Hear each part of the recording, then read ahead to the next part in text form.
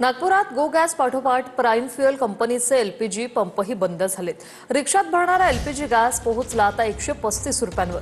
कोल्हापूर शहरातील एलपीजी गॅसचे प्रमुख पंप बंद झालेले आहेत। रत्नागिरीत अनेक भागात डिझेल दरवाढ झाली आणि तुटवड्यामुळे मासेमारी ठप्प झाली। रत्नागिरीत मिरकडवाडा, नाटे, आंबोळगडमध्ये मासेमारी ठप्प झाली आहे।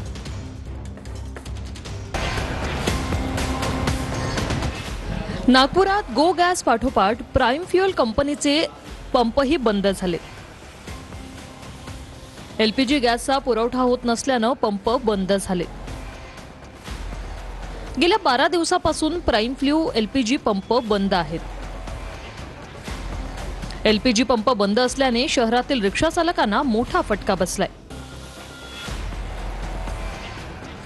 गो गॅस पाठोपाठ नागपुरातील प्राईम फ्यूल कंपनीचे एलपीजी पंप सुद्धा बंद झालेले आहे। आपण हे दृश्य या ठिकाणी बघू शकतो।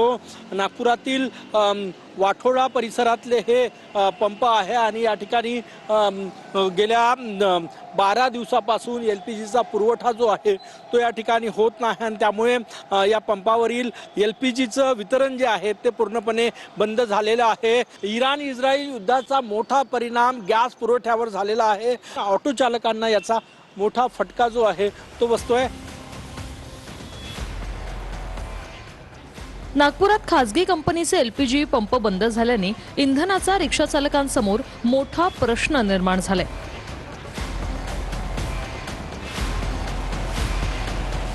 ₹55वरून वाहनात भरणारा ऑटो एलपीजी 135 रुपयांवर पोहोचलाय। तर काय परिणाम झाला? गॅस मिळते का तुम्हाला? गॅस कुठं पंप बंद आहे, कुठं भेटते 140चा भाव आहे। हे पंप 2-3 दिवस झाले बंद आहे। याच्यापाशी माल नाही म्हणे म्हणून बंद आहे पंप। सवारी पैसे देत नाही आणि गॅसचे पैसे वाढलेले आहे। जे 55 रुपये गॅस होते ते आज 140 रुपये लिटर मिळत आहे।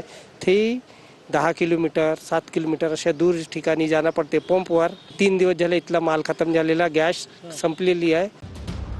कोल्हापुरातील एलपीजी गॅसची सेवा ठप्प होण्याच्या मार्गावर आहे। शहरातील एलपीजी गॅसचे दोन्ही प्रमुख पंप बंद झाले।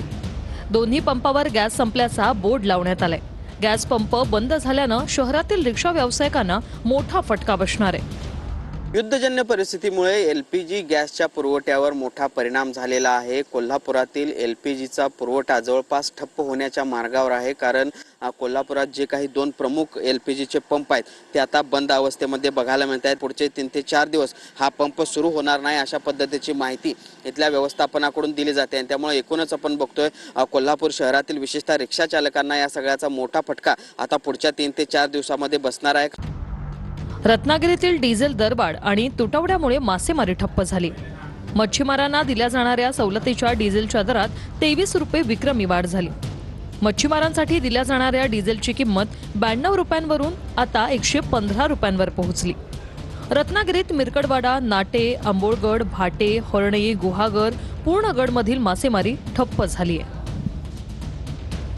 आखाती देशातील युद्धाचा परिणाम आता थेट कोकणातल्या मासेमारीवरती झालेला पाहायला मिळतो आहे। मच्छीमारांना दिल्या जाणाऱ्या सवलतीच्या डिझेलच्या दरात 23 रुपये एवढी वाढ झालेली आहे आणि त्यामुळे मच्छीमारांना दिल्या जाणाऱ्या डिझेलच्या किमती 92 रुपयावरून 115 रुपयावरती गेलेल्या आहेत। तर यामुळे सध्या मिरकरवाडा, नाटे, आंबोळगड, भाटे, हरणे, गुहागर, पूर्णगड येथील मासेमारी पूर्णतः ठप्प झालेली पाहायला मिळते आहे। सध्या बोटी या दरवाढीमुळे, इंधन दरवाढीमुळे सध्या किनाऱ्यावरच असलेल्या पाहायला